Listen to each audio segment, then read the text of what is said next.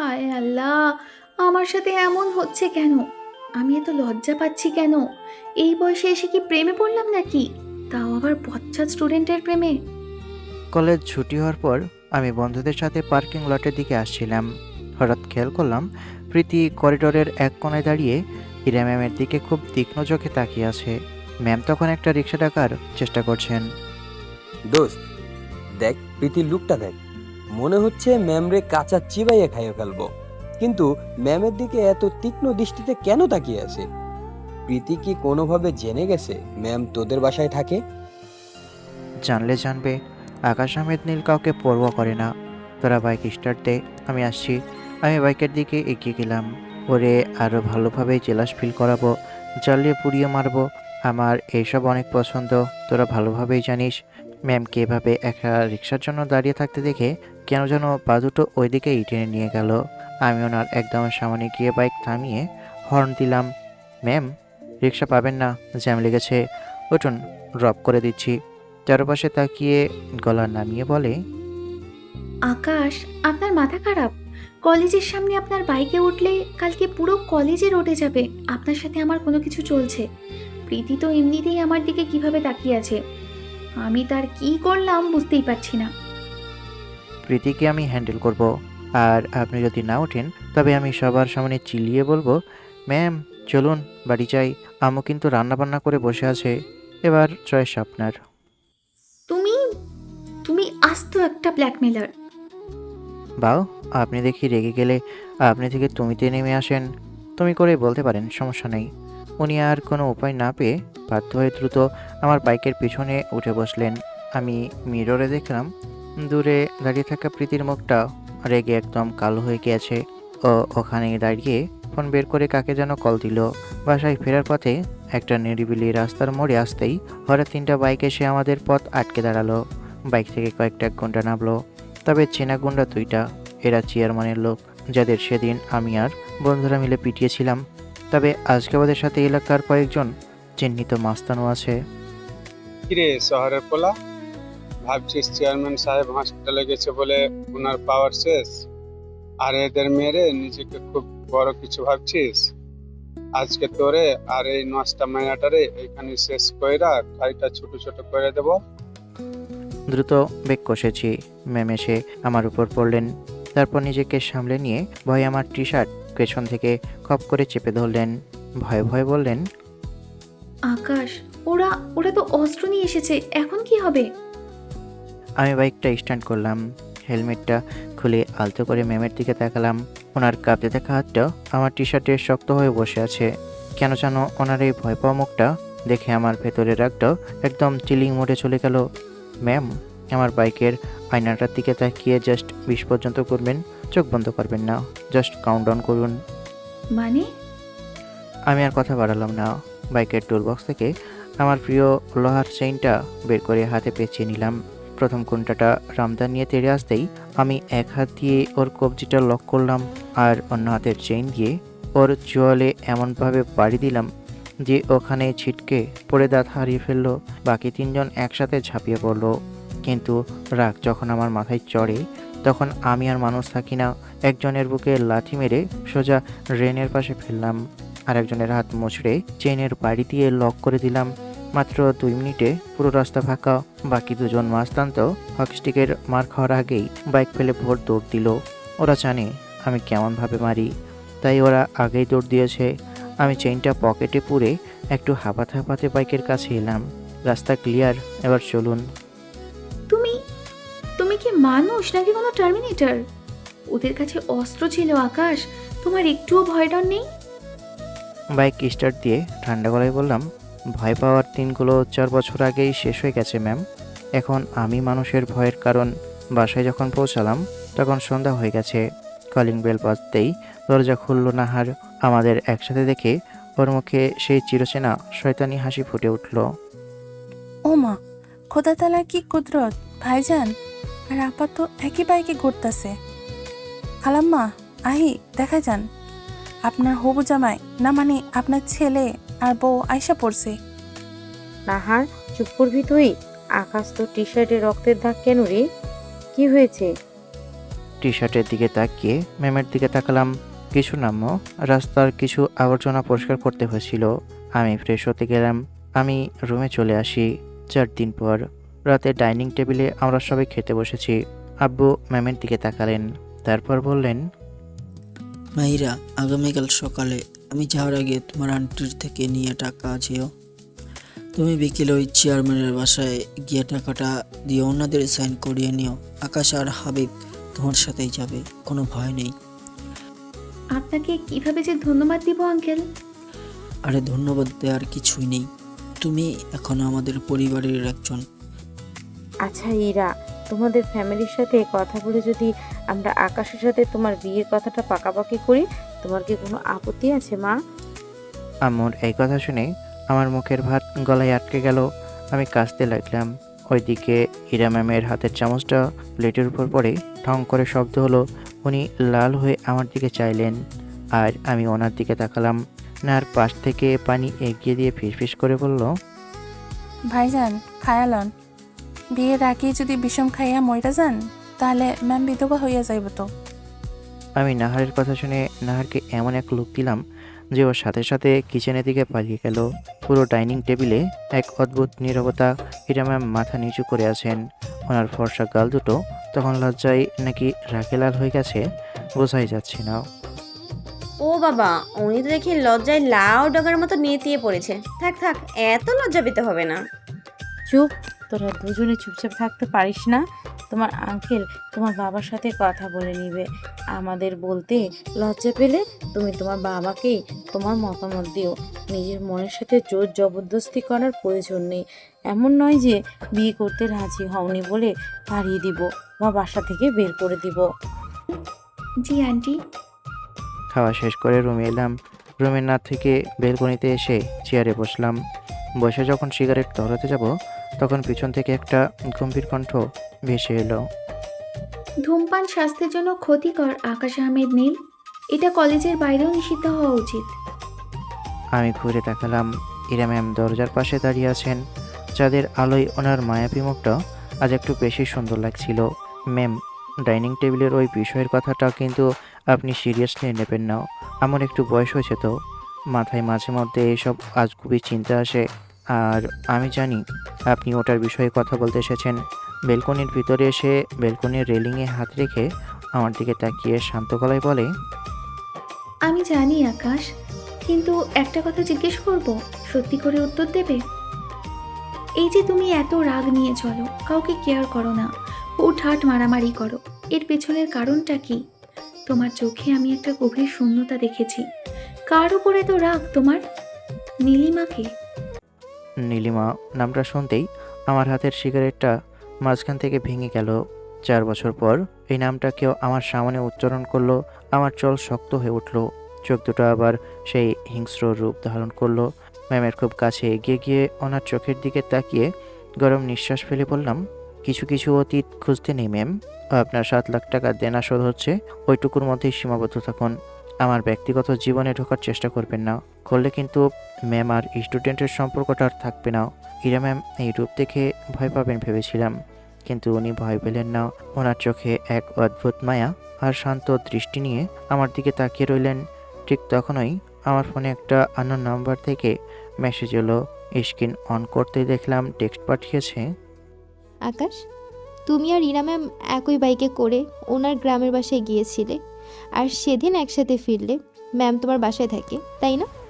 কালকে কলেজে নষ্ট ম্যামের চাকরি আমি কিভাবে খাই, জাস্ট দেখতে থাকো। মেসেজের ভাষা দেখে বুঝলাম এটা প্রীতি। আমি ফোনের স্ক্রিনটা অফ করে পকেটে পড়লাম। মেজাজটা এখন চিলিং পয়েন্ট থেকে এক লাফে 100 ডিগ্রিতে উঠে গেছে। কি হয়েছে আকাশ? কোনো সমস্যা? বেলকনি থেকে ঘরের দিকে পা বাড়িয়ে ঠান্ডা গলায় বললাম, কিছু না ম্যাম, কাল সকাল সকাল রেডি থাকবেন। Good night. আর রুমের ভিতরে হুটহাট চলে আসবেন না, পারমিশন নিয়ে তবেই আসবেন। ম্যাম চলে গেলেন। বিছানায় শুয়ে প্রীতির মেসেজটার দিকে তাকালাম। মেয়েটা বড্ড বেশি বাড়াবাড়ি করছে। প্রীতির বাবা কলেজের গভর্নিং বডির একজন মেম্বার। সে গরমে ও কলেজের যা ইচ্ছা তাই করে বেড়ায়, কিন্তু এবার ও কার ঘাড়ে হাত দিয়েছে ও নিজেও জানে না। পরের দিন সকালে আমার থেকে টাকা নিয়ে বাসা থেকে বের হলাম। হাবিবা আর সাফি ততক্ষণে আমাদের বাসার নিচে বাইক নিয়ে চলে এসেছে। ইরা ম্যাম হালকা নীল শাড়ির একটা সুতির শাড়ি পরেছেন। ওনার চোখে মুখে এক ধরনের স্বস্তি। আজ ওনার মাথার উপর থেকে একটা পাহাড় সমান দেনা নেমে যাবে। হাবিব, তোরা আগে আগে চল, আমরা পিছনে আসছি। টানা 40 মিনিট পর বাইক চালিয়ে আমরা আবার সেই চেয়ারম্যানের গ্রামে এসে পৌঁছালাম। তবে আজকের পরিবেশটা একটু অন্যরকম। চেয়ারম্যানের বাড়ির সামনে ডজন খানেক গ্রামবাসী আর ওনার কিছু চামচা দাঁড়িয়ে আছে। আমাদের বাইক থামতেই চামচাগুলো একটু নড়ে চড়ে বসলো, কিন্তু ওদের মনে হয়তো সেদিনের হকি স্টিকের মারের দাগ এখনও তাজা, তাই কেউ সামনে এগোনোর সাহস পেল না। আমরা ভেতরের ড্রয়িং রুমে ঢুকলাম। চেয়ারম্যান সাহেব সোফায় আধা শোয়া হয়ে আছেন, মাথায় আর হাতে সাদা ব্যান্ডেজ। ওনার পাশে ওনার অহংকারী মা নাফিসা বেগম। টাকার ব্যাগটা ধপ করে টেবিলের উপর ফেলে সোফায় পা তুলে বসলাম। এই নিন চেয়ারম্যান সাহেব, গুনে নেন, পুরো 7 লাখ টাকাই আছে এখানে। চেয়ারম্যান সাহেব ওনার সুস্থ হাতটা দিয়ে ব্যাগটা টেনে নিলেন। ওনার চোখে তখনও বদলার আগুন জ্বলছে, কিন্তু শরীরের ব্যথায় ওনার গলা দিয়ে আজ আর উঁচু স্বর বেরোলো না। চেয়ারম্যান সাহেব, এখানে সাইন করে দিন যে আপনার সমস্ত পাওনা আপনি বুঝে পেয়েছেন। এরপর যদি আমার পরিবার বা আমার ভাইয়ের ধারে কাছেও আপনাকে দেখি, তবে এই কাগজের কপি নিয়ে আমি সোজা কোর্টে যাব। টাকা দিয়েছিস, ভালো করেছিস, কিন্তু তোরা আমার টেবিলের উপর একটু ঝুঁকে গিয়ে বললাম, বুড়ি, উপরওয়ালার বিচার পরে হবে, আগে আমার বিচারটা মাথায় রাখিস। এই কাগজটাই সাইন কর, আর তোদের এই নোংরা মুখগুলো চিরদিনের জন্য বন্ধ রাখ। চেয়ারম্যান সাহেব কাঁপতে কাঁপতে কাগজে সই করে দিলেন। হাবিব কাগজটা টেনে নিয়ে পকেটে পড়ল। ম্যাম, আপনার দেনা চুকে গেছে। এবার চলুন, কলেজের একটা ম্যাটার সেটেল করতে হবে। সকাল 11টা। আমরা যখন কলেজে এসে পৌঁছালাম, করিডোরে পা দিতেই বুঝলাম ক্যাম্পাসের বাতাস আজ একটু বেশি গরম। চারপাশে স্টুডেন্টরা ইরা ম্যামকে দেখে ফিসফিস করছে, কেউ কেউ বাঁকা চোখে তাকাচ্ছে। আমরা 4th ইয়ারের কমন রুমের দিকে এগোতেই দেখলাম সেখানে অলরেডি একটা বড়সড় জটলা লেগে আছে। প্রীতি একটা টেবিলের উপর দাঁড়িয়ে আছে, আর ওনার পাশে ওনার বাবা। কলেজের গভর্নিং বডির মেম্বার জহিরুল হক সাহেব গম্ভীর মুখে বসে আছেন। প্রিন্সিপাল স্যারও সেখানে উপস্থিত। ওই যে এসে গেছেন আমাদের কলেজের মহিয়সী ইরা ম্যাম, আর ওনার সাথে ওনার বডিগার্ড আকাশ আহমেদ নীল। প্রিন্সিপাল আঙ্কেল, আমি যা বলেছিলাম তা কি এবার বিশ্বাস হচ্ছে? এই ম্যাম একটা স্টুডেন্টের বাসায় রাত কাটায়, ওনার চরিত্র কেমন একবার বুঝুন। আর এতক্ষণ কোথায় ছিল জিজ্ঞেস করুন। পুরো করিডোরে একটা সরকুল পড়ে গেল। ইরা ম্যামের মুখটা মুহূর্তের মধ্যে ফ্যাকাশে হয়ে গেল। ওনার চোখ দিয়ে টপ টপ করে জল গড়াতে শুরু করেছে। লজ্জায় আর অপমানে মাথা নিচু করে নিয়েছে। মিস ইরা, একজন শিক্ষক হয়ে আপনি একটা অল্প বয়সী ছেলের বাসায় থাকছেন। এই নোংরামির পর আপনি এই কলেজে পড়ানোর যোগ্যতা হারিয়েছেন। আমি আজই আপনার সাসপেনশন লেটার সাইন করাচ্ছি। ধীরে ধীরে জটলাটা ঠেলে একদম সামনে গিয়ে দাঁড়ালাম। একটা বাঁকা হাসি হেসে বললাম, জহিরুল আঙ্কেল, বয়স হয়েছে তাই না? তাই না জেনে কথা বলার অভ্যাসটা এখনো গেল না আপনার? আকাশ, মুখ সামলে কথা বলো। তুমি কার সাথে কথা বলছো জানো? খুব ভালো করেই জানি। আপনি মনে হচ্ছে ভুলে যাচ্ছেন আমি কে আর কি করতে পারি। প্রীতির দিকে ফিরে বললাম, প্রীতি, তুই ভেবেছিস তুই একটা মেসেজ দিবি আর আকাশ আহমেদ নীল হাত গুটিয়ে বসে থাকবে? হাবিব, প্রজেক্টর অন করতো। কমন রুমের দেওয়ালে থাকা বড় স্ক্রিনটা জ্বলে উঠল। সবাই অবাক হয়ে স্ক্রিনের দিকে তাকালো। স্ক্রিনে ভেসে উঠল একটা লিগ্যাল স্ট্যাম্প পেপারের স্ক্যান কপি। সেখানে বড় বড় অক্ষরে লেখা পেইং গেস্ট ও লিগ্যাল হাউস রেন্ট এগ্রিমেন্ট। নিচে প্রথম পক্ষ হিসাবে আমার আব্বুর সাইন, আর দ্বিতীয় পক্ষ হিসাবে মিসেস ইরার সাইন। পকেট থেকে হাত বের করে পুরো করিডোর কাঁপিয়ে চিৎকার করে বললাম, মিস ইরা আমাদের বাসায় কোনো লটর পটর করতে থাকে না। ওনার ফ্যামিলির সাথে আমার আব্বুর দীর্ঘদিনের পারিবারিক সম্পর্ক। উনি লিগ্যাল এগ্রিমেন্ট সাইন করে আমাদের বাসায় পেইং গেস্ট হিসাবে আছেন, যার ভাড়া প্রতি মাসে ওনার ব্যাংক অ্যাকাউন্ট থেকে আমার আব্বুর অ্যাকাউন্টে ট্রান্সফার হবে। পুরো কমন রুম 1 সেকেন্ডের মধ্যে শ্মশানের মতো নীরব হয়ে গেল। প্রীতির চোখ দুটো চড়ক গাছ। ওনার বাবা জহিরুল সাহেব থতমত খেয়ে মেয়ের দিকে তাকালেন। প্রীতির খুব কাছে গিয়ে ওর চোখের দিকে তাকালাম। আমার এমন চেয়ে থাকাতে ভয় পেয়ে গেল। তুই ভেবেছিলি ওনাকে নষ্ট প্রমাণ করে ওনার চাকরিটা খাবি। আকাশ আহমেদ নীলের ব্যাকআপ প্ল্যান কত স্ট্রং তুই এখনও জানিস না প্রীতি। এরপর আমি প্রিন্সিপাল স্যারের দিকে ঘুরলাম। স্যার, কোনো টিচারের পার্সোনাল লাইফ নিয়ে এভাবে পাবলিকালি নোংরা অপবাদ দেওয়া আর ওনাকে হ্যারাসমেন্ট করার অপরাধে প্রীতির নামে লিগ্যাল ডেফিমেশন মানহানির কেস করতে পারি। জহিরুল আঙ্কেল, আপনার মেয়ের ক্যারিয়ার কিন্তু আজকেই শেষ হয়ে যেতে পারে। জহিরুল হক সাহেব পরিস্থিতি বেগতিক দেখে দ্রুত প্রিন্সিপাল স্যারের হাত ধরে বললেন, ভাই, ভুল বোঝাবুঝি হয়েছে, মেয়েটা আবেগের বশে। মিসিরা, আমাদের মাফ করবেন। ওনারা আর এক মুহূর্ত দাঁড়িয়ে না থেকে প্রীতিকে টেনে ওখান থেকে নিয়ে চলে গেলেন। স্টুডেন্টদের জটলাটা আস্তে আস্তে ভেঙে গেল। বিকেলের দিকে কলেজ ছুটির পর আমি বাইকের পাশে দাঁড়িয়েছিলাম। করিডোর দিয়ে ইরা ম্যাম হেঁটে আসছেন।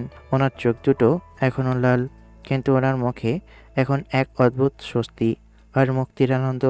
উনি আমার সামনে এসে দাঁড়ালেন। এত নিখুঁত এগ্রিমেন্ট পেপার এত দ্রুত কোথায় পেলে আকাশ? আমি তো কোনো কিছুই করিনি। আঙ্কেল তো আমাকে ফ্রি থাকতে দিচ্ছেন এবং খেতেও দিচ্ছেন, আর আমাদের মধ্যে কোনো এগ্রিমেন্টও সাইন হয়নি। বাইকের হেলমেট হাতে নিয়ে একটু বাঁকা হেসে বললাম, আমার ল্যাপটপের একটা ক্লিকেই অনেক কিছু হয়ে যায় ম্যাম। আইটি প্রজেক্টের কাজ করি। এইটুকু এডিটিং আর লিগ্যাল পেপার রেডি করতে আমার মাত্র 10 মিনিট লেগেছে। আমি যদি এইটুকু না পারি তাহলে কোটি টাকার বিজনেস কীভাবে দাঁড় করিয়েছি বলুন? তুমি তুমি আমার জন্য এত কিছু করলে কেন আকাশ? আমি তো তোমার শুধুই একজন টিচার। বাইকে উঠে স্টার্ট দিয়ে ওনার দিকে তাকালাম। বললাম, কারণ আপনাকে আমি ছাড়া অন্য কেউ ধমক দেবে, ভয় দেখাবে, এটা আমার কেন যেন পছন্দ হয়নি ম্যাম। আর তাছাড়া আম্মু তো অলরেডি আপনাকে ওই বাড়ির বউ বানানোর স্বপ্ন দেখছে। শাশুড়ির স্বপ্ন এত সহজে ভাঙা যায় নাকি? আমার এই বউ আর শাশুড়ির ডায়লগ শুনে ইরা ম্যামের ফর্সা গাল দুটো মুহূর্তের মধ্যে লাল টমেটোর মতো লাল হয়ে গেল। উনি লজ্জা লুকাতে দ্রুত গেটের দিকে হাঁটা দিলেন। আর শুনুন, কাল রাতে বেলকনিতে যে নীলিমা নাম জিজ্ঞেস করছিলেন না, ও আমার অতীত ছিল, কিন্তু বর্তমানটা বোধহয় একটু অন্যরকম হতে চলেছে। বাইকে উঠুন ম্যাম। কিন্তু হেঁটে চলে গেল। আমার কি করা উচিত? ওনাকে বিয়ে করব? ওনার ফ্যামিলি ভালো, কিন্তু উনি যেই বদমাইশ আর ডেঞ্জারাস। যদিও আমার সাথে তেমন কিছু হয়নি, সব দিক দিয়ে পারফেক্ট, কিন্তু একটু গুন্ডা টাইপের, অনেক রাগী এবং ডেঞ্জারাস।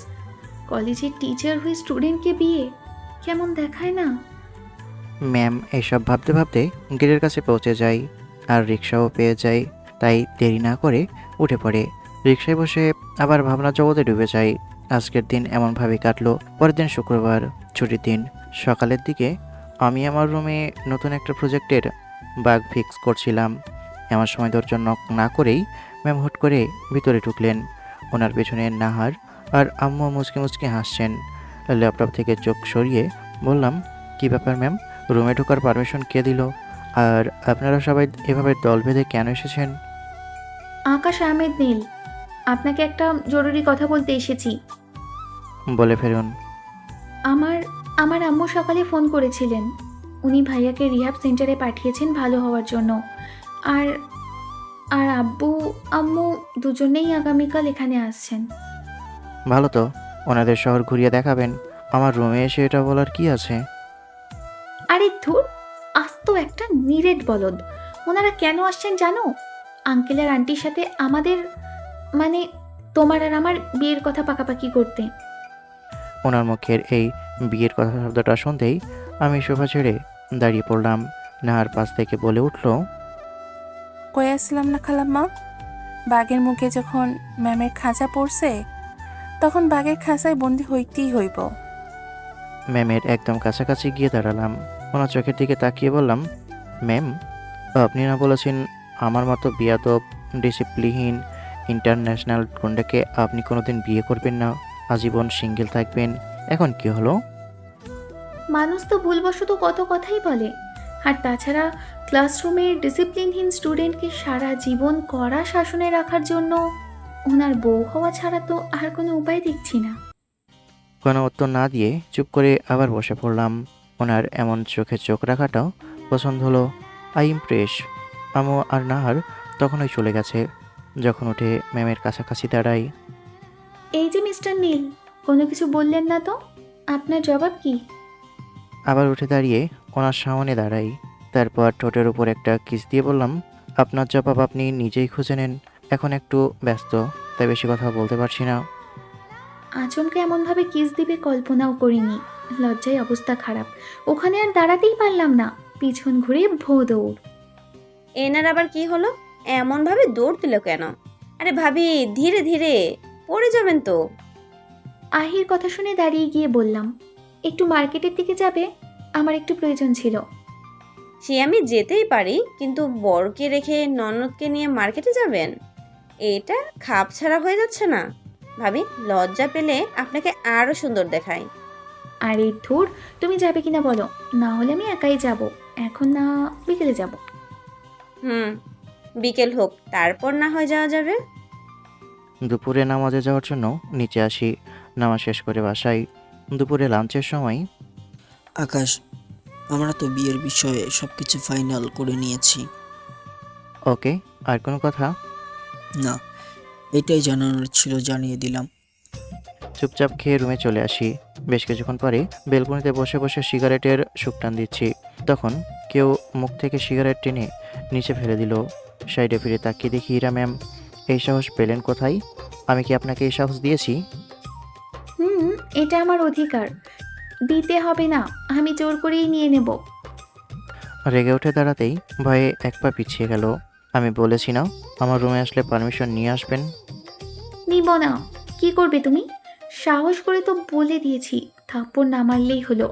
এর বিশ্বাস নেই, মারতেও পারে। এমনভাবে চোখ দেখালে কে ভয় পাবে না? কাছে যেতেই 2 পা পিছিয়ে গেল। পেছনে আর যাওয়ার সুযোগ নেই, কারণ পিছনে দেওয়াল। এমনভাবে ভয় পাবেন, বেশি সাহস দেখাতে আসবেন না। বোঝা গেছে? আমার এমন ভারী কণ্ঠ শুনে মাথা নেড়ে হাস্যমতি দিল। এখন যান। কোথায় আমি তাকে ভয় দেখাবো, শাসন করব? কিন্তু না, আমার সাথে তার পুরো উল্টো হচ্ছে। এমনভাবে ভয় দেখালে ভয় না পেয়ে যাবে কোথায়? টি শার্ট খুলে দিলাম। আজকে কেমন একটু বেশি গরম লাগছে। চেয়ারে বসে ওনার দিকে ঘুরে বললাম, এখনও দাঁড়িয়ে কেন? দেখি আমার দিকে তাকিয়ে আছে। Nice and attractive. হায় আল্লাহ, কি বডি ফিটনেস! আমি তো ক্রাশ খেয়ে গেলাম। আমার কি একটা অবস্থা হয়ে গেছে! এই বয়সে এসে প্রেমে পড়ছি, তাও একটা বদমাইশ গুন্ডার, রাগী সাইকো এক জুনিয়রের। আজকে প্রথম দেখলাম এমন খালি শরীরে। দেখবো কিভাবে? সবসময় তো টি শার্ট পরেই থাকে। এই যে হ্যালো, কোথায় হারিয়ে গেলেন? কোনো রিপ্লাই না দিয়ে আমার দিকে তাকিয়ে আছে। হাত ধরে টেনে আমার কোলে বসিয়ে দিয়েছি। এমন কিছু কখনো আশা করিনি। উঠতে চেষ্টা করলে জাপটে ধরলো। আমার তো লজ্জায় মরে যেতে ইচ্ছে করছে, মরে গিয়ে আবার বেঁচে যেতেও ইচ্ছে করছে। আরে ছাড়ো না। দেখবেন তখন ভালোভাবেই দেখেন, কাছ থেকে দেখেন। ভাবলাম দূরে থেকে দেখতে কষ্ট হচ্ছে, তাই কাছে নিয়ে এলাম। ছাড়াতে চেষ্টা করছে, কিন্তু 2 হাত দিয়ে ধরে রেখেছি। একটু পরে ছেড়ে দিলাম। আর এক মুহূর্ত না দাঁড়িয়ে রুমের দিকে দৌড়। একটু বসে থেকে রুমে এসে দিলাম ঘুম। সন্ধ্যায় বন্ধুদের সাথে বসে আছি। 4 জন আমার সাথে মজা নিচ্ছে। ইচ্ছে করছে শালাদের নাকের ডগায় ঘুষি মারি। তাহলে কলেজে এবার থেকে প্রেম ভালোবাসা শুরু হবে না? মানে তোর সামনে কেউ কিছু করলে কিছুই বলবি না, তাই তো? আমাদের দাদাদের সস্তা দেবদাস তাহলে বিয়ে করবে, তাই তো? এক একজনকে বিচি শট দেব। তোদের দাঁত কেলানো বন্ধ করবি? যতক্ষণ বসে থাকলাম ততক্ষণ আমার সাথে ইয়ার্কি করতে থাকলো। তারপর বাসায় চলে আসি। রবিবার কলেজে এলাম। আসতেই প্রীতির সামনে এসে দাঁড়ালো। ইচ্ছে তো করছে থাপ্পড় দিয়ে সব দাঁত ফেলে দিই। রাগে লুক দিতেই চোখ নামিয়ে নিল। বল, কি হয়েছে? আমার ভুল হয়েছে, আমাকে ক্ষমা করে দাও। দিলাম, কিন্তু চোখের সামনে আর আসবি না, নাহলে সেদিনের সমস্ত রাগ তোর গালের উপর দিয়ে যাবে। আরে শোনো শোনো, আমার বিয়ে হয়ে গেছে, তোর কথা শোনার টাইম আমার নেই। আমার বিয়ের কথা শুনে তোর মনে যার নাম আসছে তার সাথেই আমার ফ্যামিলি আর তার ফ্যামিলি মিলে বিয়ে দিয়েছে। সত্যি বিয়ে হয়ে গেছে? না তুমি আমার সাথে মজা করছো? তুই আমার কে হস রে যে তোর সাথে মজা করব? বিশ্বাস করা বা না করা তোর ব্যাপার। পাশ কাটিয়ে চলে এলাম বন্ধুদের কাছে। লাইব্রেরিতে বসে বসে পড়ছি, তখন পাশে এসে কেউ দাঁড়ালো। ঘাড় ঘুরিয়ে দেখি প্রীতি। কিছু বলবে? আপনি কাজটা মোটেও ঠিক করলেন না ম্যাম। আপনি আমার ভালোবাসা আমার থেকে কেড়ে নিয়ে মোটেও ঠিক করলেন না। এর ফল ভালো হবে না। তুমি কি আমাকে হুমকি দিতে এসেছো? তুমি ভালোভাবেই জানো আকাশ এই কথা জানলে তোমার কি করবে। সেদিন পুরো কলেজের সামনে আমাকে অপমান করলে, আমার চরিত্র নিয়ে প্রশ্ন তুললে, তবুও কিছু বলিনি। আবার নতুন করে যদি কিছু করো, তোমার জন্য তা ভালো হবে না। খ্যাত ভিখারি কোথাকার, গ্রামের একটা কিট। তোর মুখে তো দেখি ভুলি ফুটেছে। তুই আমাকে চিনিস? তুই তোর টাকা পয়সা দেখে বিয়ে করেছিস। নষ্টার লোভী, তোদের মতো মেয়েদের তো। বেয়াদব মেয়ে, কিভাবে টিচারের সাথে কথা বলতে হয় সেই শিক্ষা পরিবার থেকে দেয়নি? তুই আমাকে থাপ্পড় দিস? তোকে তো আমি। প্রীতিও ম্যামকে থাপ্পড় দেই। প্রীতি তো একটা লাথি দিয়ে ম্যামকে নিচে ফেলে দেই। এমন অবস্থা দেখে ওখানে সবাই প্রীতিকে ধরে নেই। ম্যাম আপনি ঠিক আছেন তো? আরে তোমরা দাঁড়িয়ে দেখছো কি? ম্যামকে ধরে ওঠাও না। না, আমি ঠিক আছি। এই কলেজ দেখি অসভ্য বেয়াদব ছেলে মেয়ে দিয়ে ভরপুর। ম্যাম কি হলে? এই সিনিয়র আপনার সাথে এমন করলো কেন? আমি কি আকাশ ভাইয়াকে ডাকবো? না থাক, তার প্রয়োজন নেই।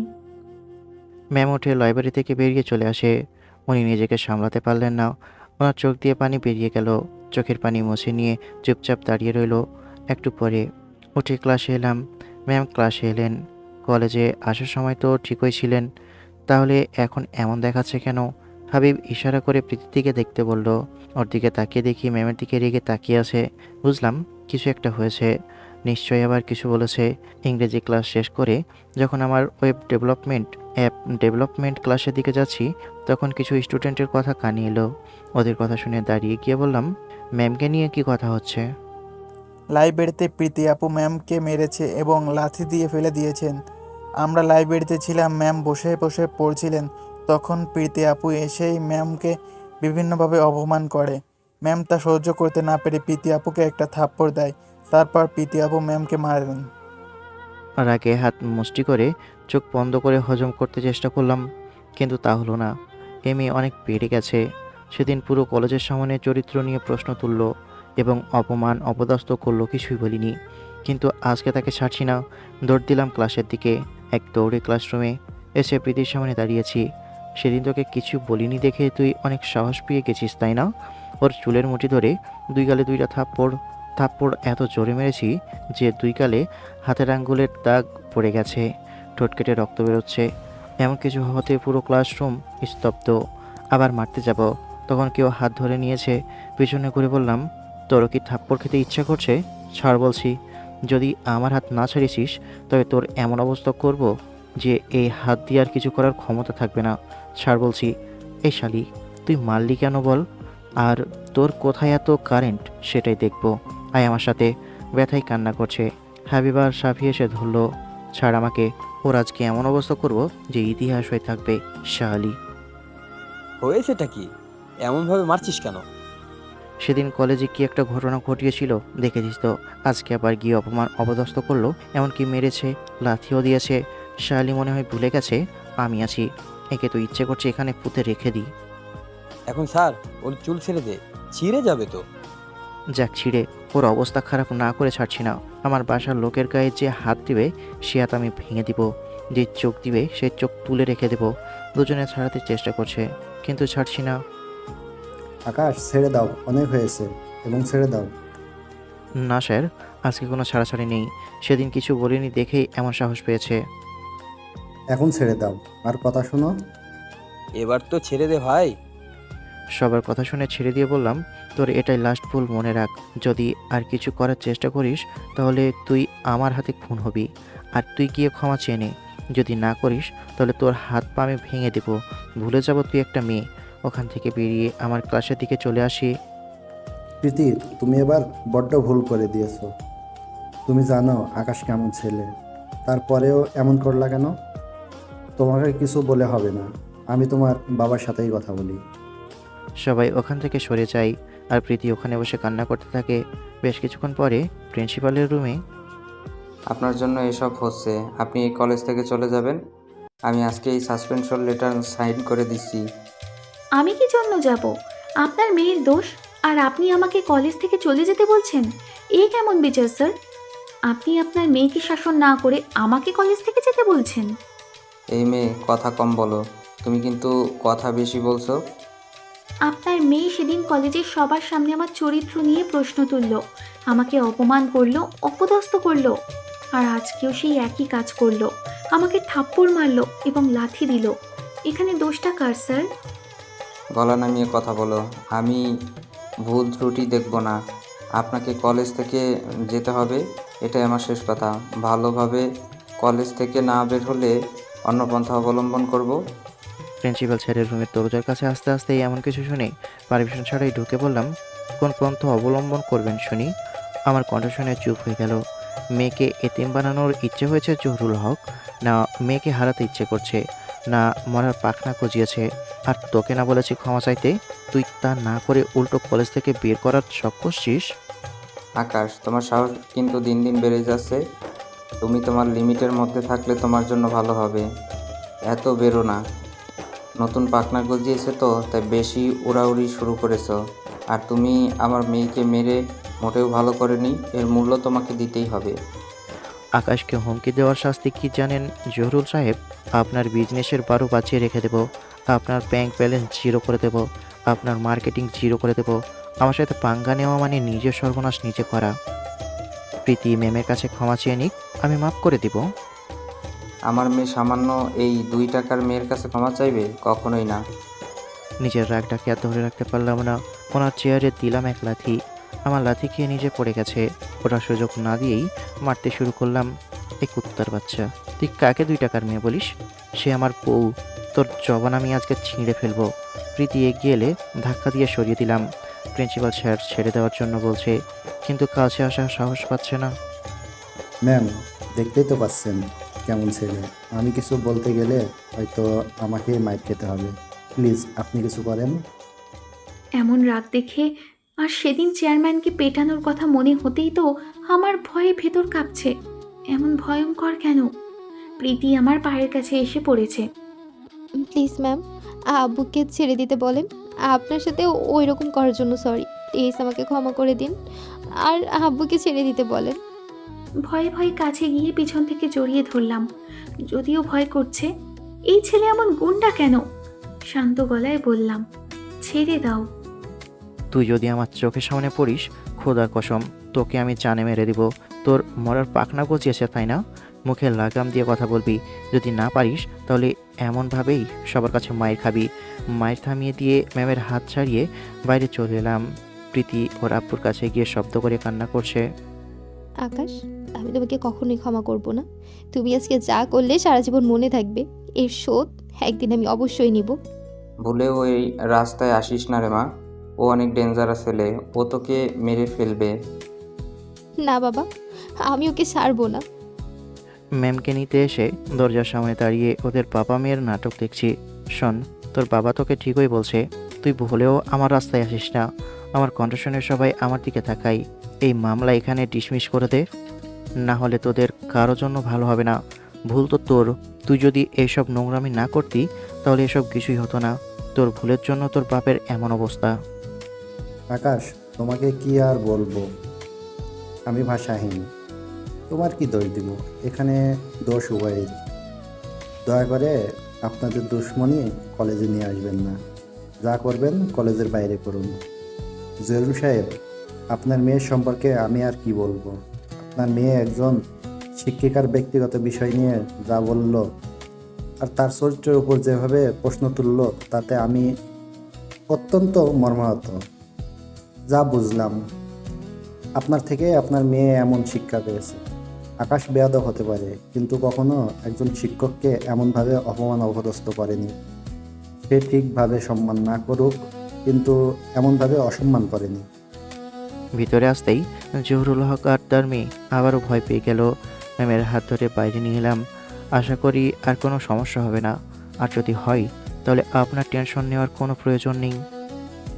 এমনভাবে মারলে ওই লোক তোমার কিছু করবে না তো? ওর সে সাহস নেই। জহুরুল হক ভালোভাবেই জানি আমার কিছু করার চেষ্টা করলে তার বিজনেস হারাবে। মনে হচ্ছে এই ম্যানারলেস স্টুডেন্টের জন্য অনেক টেনশন হচ্ছে। টেনশন হবে না, তুমি আমার বোন না? তাই টেনশন করার কোনো প্রয়োজন নেই। এত তাড়াতাড়ি বিধবা হবে না। আমার কথা শুনে দাঁড়িয়ে গেছে। ঘুরে তাকিয়ে বললাম, সত্যি এত চিন্তা? আমার চোখের দিকে তাকিয়ে আছে। আচ্ছা, আমি সাবধানে থাকবো। আশেপাশে যত স্টুডেন্ট আছে সবাই আমাদের দিকে তাকিয়ে আছে, থাকবে না বা কেন? আমি হার্টলেস কিনা একটা মেয়ের হাত ধরে রেখেছি, তাও আবার ম্যামের বিভিন্ন কথা কানে ভেসে আসছে। মুচকি এসে বললাম, দেখুন এখন পুরো কলেজ জেনে গেল আপনার সাথে আমার অবৈধ সম্পর্ক আছে। সত্যি কি আমাদের অবৈধ সম্পর্ক আছে? তুমি তো আমার বর। আমাদের মধ্যে অবৈধ সম্পর্ক কিভাবে হয়? যদি হয় তা হবে পবিত্র এবং বৈধ সম্পর্ক। হাত ছাড়িয়ে দিয়ে বললাম, এবার আপনি আপনার ক্লাসে যান আর আমি আমার ক্লাসে যাই। আমি আবার আমার ক্লাসের দিকে চলে এলাম। আমি জানি প্রিন্সিপালের রুমে ঘটে যাওয়া ঘটনাও কলেজে ছড়াতে সময় নেবে না। তারপর ক্লাস শেষ করে বের হতেই শুনতে পেলাম প্রিন্সিপালের রুমের ঘটনা চারপাশে ছড়িয়ে পড়েছে। কলেজ বেশ গরম, কলেজের সবাই কেমন করে যেন তাকাচ্ছে। এমনিতেই আগে ভয় পেত, এখন মনে হচ্ছে আরও বেশি ভয় পাচ্ছে। ক্যান্টিনে এলাম, হাবিব আর বাকিদের দেখে ওদের কাছে গিয়ে বসে পড়লাম। আজকে কলেজে তো তোর চর্চা চলছিল ভাই, তুই কি করেছিসটা কি তাই বলতো? ইচ্ছে করছিল তো ওখানেই পুঁতে দিতে। আসার সময় খাবার জন্য বলে এসেছিলাম, তাই খাবার দিয়ে গেল। যদি জহিরুল হক আজকে সব কিছু মিটমাট করে নেই তাহলে তার জন্য ঠিক আছে। এর থেকে বেশি কিছু করতে চাইলে ওর এমন অবস্থা করব যে মৃত্যুর আগ পর্যন্ত আফসোস করবে। সে যদি বুদ্ধিমান হয় তাহলে চুপচাপ থাকবে, আর যদি মাথা মোটা হয় তাহলে তার সব কিছু যাবে। প্রীতি যা যা করলো এটা মোটেও ঠিক করেনি। কয়েকদিন কলেজে আসবে না এটা নিশ্চিত থাক। কথা বলতে বলতে খাওয়া শেষ করে ক্যান্টিন থেকে বেরিয়ে এলাম। স্যার, আমাকে কি এখান থেকে সত্যি সত্যিই বিদায় নিতে হবে? আবার কোথায় যাব? আপনাকে এই কলেজ থেকে কে বিদায় দিচ্ছে? আপনার কোথাও যাওয়ার প্রয়োজন নেই। সত্যি কি আকাশের সাথে আপনার বিয়ে হয়েছে? পারিবারিকভাবে বিয়ে ঠিক হয়েছে, সামনের শুক্রবার বিয়ে। আপনি প্রথম দিন কত কিছুই বললেন, আর সেই ছেলেকে কিনা বিয়ে করলেন? না আসলে স্যার। ওকে ওকে, এখন সামনে আর কিছু না হলেই আলহামদুলিল্লাহ। একটু কেয়ারফুল থাকবেন। তারপর কলেজ থেকে বেরিয়ে চলে আসি। রাতে খাওয়ার সময় আব্বুকে বললাম, আজকে কলেজে কি হলো? আব্বু চুপচাপ শুনে গেল। আর তো কম হয়ে গিয়েছে, আরও মারা উচিত ছিল। মেরে হাত পা ভেঙে দিতে হতো, ওর মুখটাই সেলাই করে দিতে হতো। সাইকো শুধু উনি না, তার বাবাও। আমি তো ওনাকে ইনোসেন্ট ভেবেছিলাম। আল্লাহ যেন আর কোনো প্রবলেম না হয়। যদি আর কিছু করে তাহলে ওরা বাবা মেয়েকে জেলে পাঠাবো আর বিজনেসের পারো বাঁচাবো। আমার মনে হয় না আর কিছু করার চেষ্টা করবে। আমার সম্পর্কে ভালো করেই জানে। কথা বলতে বলতে খাওয়া শেষ করে রুমে চলে আসি। দেখতে দেখতে কয়েকদিন গেল। প্রীতি আর তার বাবা এখন পর্যন্ত কিছু করেনি। প্রীতি তো কলেজেই আসেনি। আজকে বেশ ধুমধামের সাথেই বিয়ে হলো। বাসর ঘরে প্রবেশ করলাম। ম্যাম বিছানার মাঝখানে বসে আছে। ধীরে ধীরে বিছানার কাছে গেলাম। হঠাৎ করেই হার্টবিট বেড়ে গেল। রুমকে বেশ সুন্দর করে সাজানো হয়েছে। সাদা বিছানা গোলাপের পাপড়ির জন্য লাল হয়ে আছে। বিছানায় বসে ঘোমটা সরিয়ে দিলাম। গাল লজ্জায় লাল হয়ে আছে। লজ্জা মাখা চোখে আমার দিকে তাকিয়ে আছে। তারপর বাকিটা ইতিহাস। পরের দিন সকালে ঘুম ভাঙতে দেখি ড্রেসিং টেবিলের সামনে দাঁড়িয়ে কাপড় ঠিক করছে। উঠে পিছন থেকে জড়িয়ে ধরে কাঁধে মাথা রাখতেই স্টাফ হয়ে গিয়েছে। আয়নার দিকে তাকিয়ে বললাম, এত তাড়াতাড়ি শাওয়ার নেওয়া হয়ে গেল? তো কি করতাম? আবারও তো গোসল করতে হবে। আমার কথা শুনে ফর্সাকাল দুটো লাল হয়ে গেল। এত লজ্জা কোথা থেকে আসে? ছেড়ে দিয়ে ঘুরিয়ে কাছে টেনে ঠোঁটের উপর ঠোঁট রাখতেই রেসপন্স করে। বেশ কিছুক্ষণ পরে শুয়ে শুয়ে কিল দিচ্ছে। ঘুম থেকে আগে উঠতে কি হয়েছিল? আবার শাওয়ার নিতে হবে। তো উঠে ধরে করে উঠিয়ে নিতেই আবারও বুকে মুখ লুকিয়ে নিল। ওয়াশরুমে এসে ঝর্ণা ছেড়ে দিলাম। কল থেকে নামিয়ে পিছন থেকে জড়িয়ে ধরে কাঁধে মাথা রেখে বললাম, আপনার ভাই কি শুধরেছে না পিটানি দিয়ে ঠিক করতে হবে? মায়ের উপর কোনো ওষুধ নেই, বুঝেছেন? তুমি এত সাইকো কেন? মুখে মারপিট ছাড়া আর কোনো কথা নেই? ঘুরিয়ে একটু মাথা নিচু করে চোখে চোখ রেখে বললাম, এসব তো কিছুই না। ভয় করছে না? দেখা গেল রাগের মাথায় আপনাকেও পিটাতে শুরু করলাম। আমি এমন কোনো কাজই করব না যেটার জন্য তুমি আঘাত করবে, আর তুমি আমাকে আঘাত করতেই পারবে না। তাই না? তারপর গোসল শেষ করে বেরিয়ে আসি। ওখানে কি হলো জানতে চেয়ে লজ্জায় পড়বেন না।